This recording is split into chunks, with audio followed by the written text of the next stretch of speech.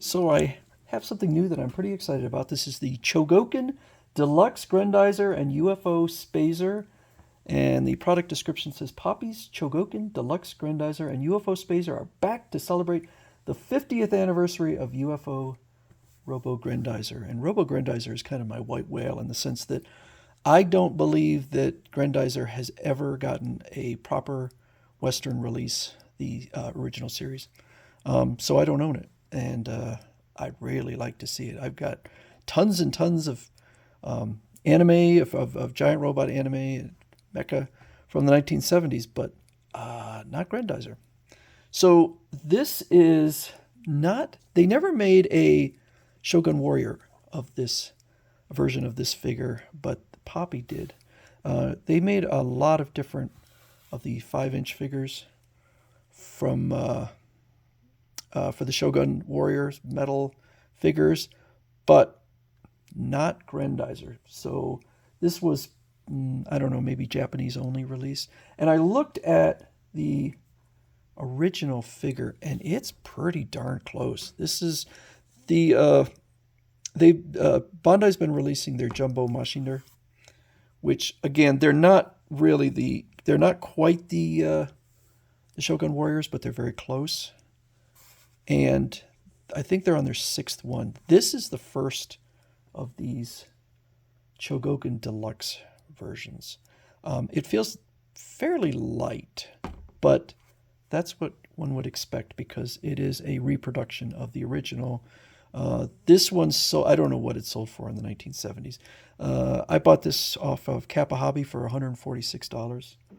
I didn't do the conversion on what it would be in Japan, but I think for what you get, that's not a bad price.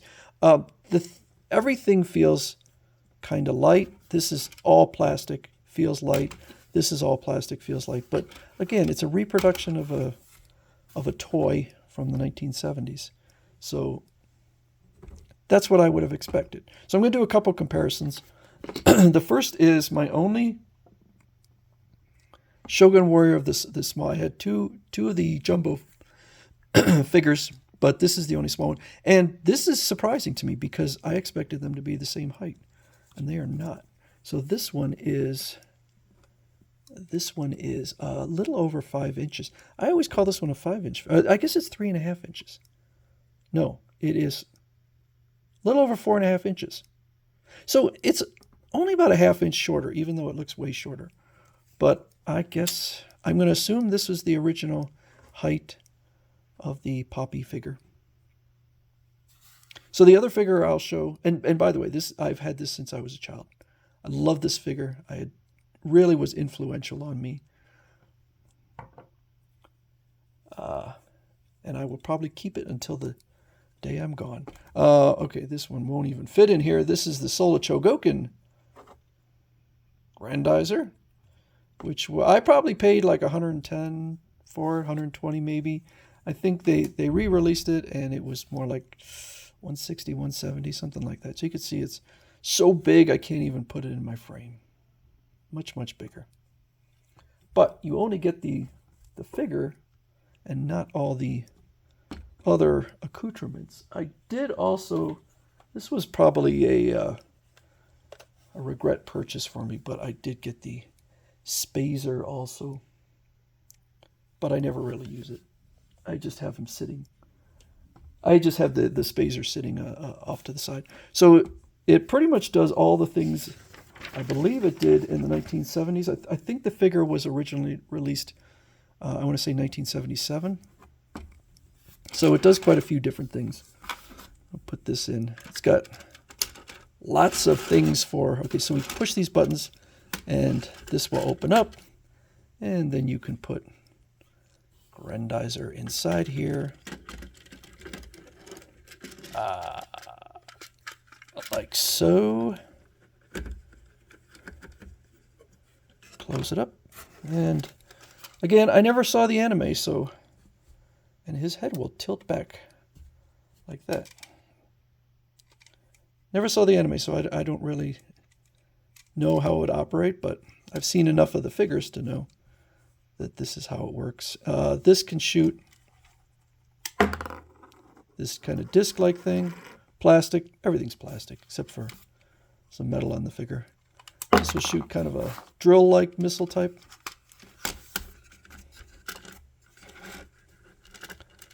Be very careful because I don't want to scratch anything. This may be the first and last time I ever put him inside the Spazer. The articulation is very limited, as it was originally, and as it is on my Shogun Warrior. So we have some rotation here. Again, the probably the most impressive articulation is the neck articulation. Almost no articulation in the knee. And then we have little bit articulation, same as the Shogun Warriors. And then he will shoot his fists.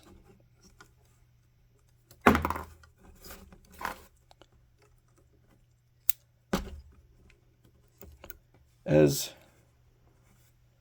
Mazinger, Great Mazinger will also shoot his fists. Finally, you can, well, no, not finally. You can remove these pieces. I did not remove them prior, but okay, so comes out like that. And then there is another piece that I can attach together and make a kind of a staff with these blades on it. So that's pretty cool. And then I don't know what this device is called, but he can, I did not test out some of these gimmicks prior. Okay, there, and that is how he holds it, although it is throwing, well, okay, so he is able to stand, and then he will shoot. So he shoots this little, looks like a little tiny plane or something. And then it also showed that you can combine everything so that he is within his Spazer, head back, flying along. And I guess maybe that's his ultimate weapon when he's in here. Someday, maybe. You know, I kind of thought when we hit the 50th anniversary that maybe like one of the studios would decide to release Grendizer in the West. They came out with a video game recently, but I didn't hear good things about it, so I didn't choose to get it. But this is the first. I think I said the Jumbo Machinder, I believe, is now on their 6th figure. So they're going at a decent pace. I own 2 of them, Great Mazinger and Mazinger Z. And I have another one on pre-order, and they are also coming out with a Grendizer Jumbo Machinder. So I would like to get that one too. But I would get more of these. I don't know if that any of the other ones are going to come with a vehicle. I actually wouldn't have cared if it didn't come with a vehicle. But I will show also, last but not least, put everything to the side. So this is the box. Oh, it just doesn't fit in my camera. Sorry. But kind of the colors. I didn't look it up, but it looks like something out of the 1970s. Just the way everything is in there. And that's kind of what we want, is the feeling that it just came out of the 1970s. If you got one of these, if you got a Poppy figure or even one of these Shogun Warriors, if you managed to get one like sealed in the box, it would be a lot of money. So even if you have just the box, like I had the Shogun Warriors, but the box, I probably threw that out the moment I got the figure. Why would I keep it? I was a child. But if you got one of these in mint condition from the 1970s, they would be worth a nice amount of money. Probably like 500, maybe more, maybe 1,000. I don't know.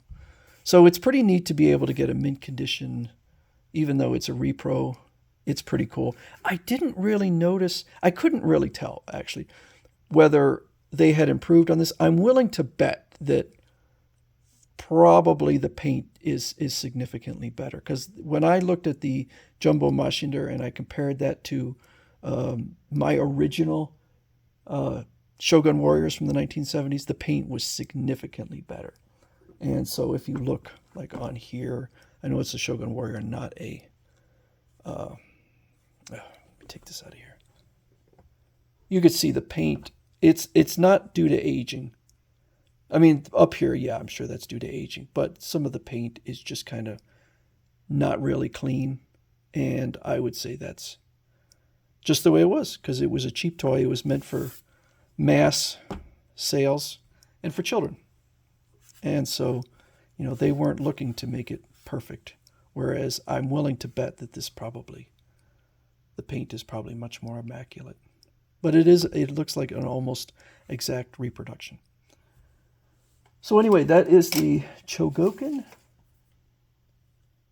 Deluxe Grendizer and UFO Spazer from Bandai.